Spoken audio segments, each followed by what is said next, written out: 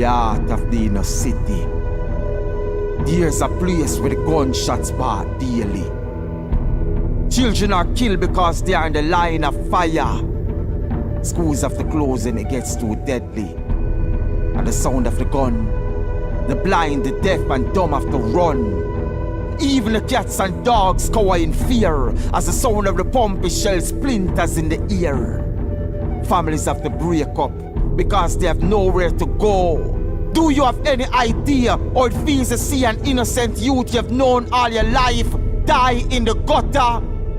His body there for hours. You cannot imagine until you feel the silence of the residents.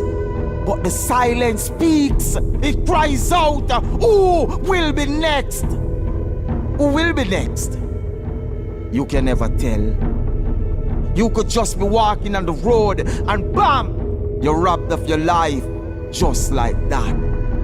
You could be in your house, having a peaceful meal with your family, or even in your bed. No one is immune from the war that plagues the inner city. Not even the wider society. Listen to me. For you to get a clear picture of what's going on in the inner city, West Kingston to be precise, you must imagine what took place in Vietnam. And then you will have an idea of what's going on. It's not just the West, but at the moment the West is the most affected area.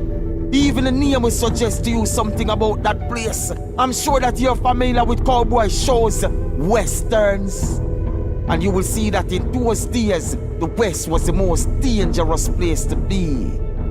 Well, Omaall is no different. Men are still slinging guns and challenging each other to a draw.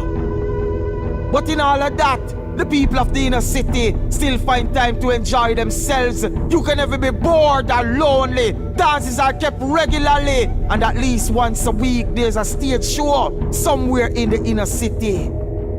The youth who are firing shots are not to be blamed entirely, because when you think clearly, poor youth like those cannot find the money to buy guns when they can't even afford food sometimes.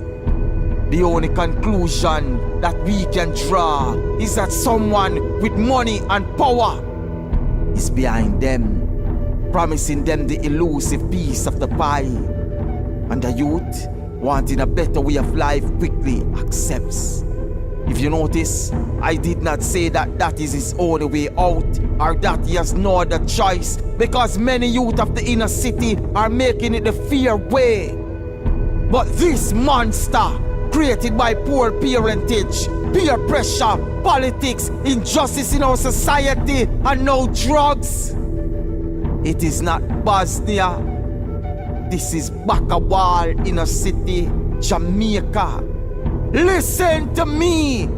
Until the ignoble and unjust people are rid from our community, until our people are no longer respecters of money, until conflict resolution is seriously taught in the inner city schools where it is needed most, until there's a better way of life for the children of the inner city, until then, everywhere is war.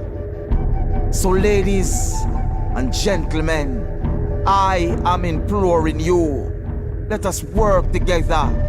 Let us devise a strategy to end the war in our inner city communities. And I thank you for listening to me.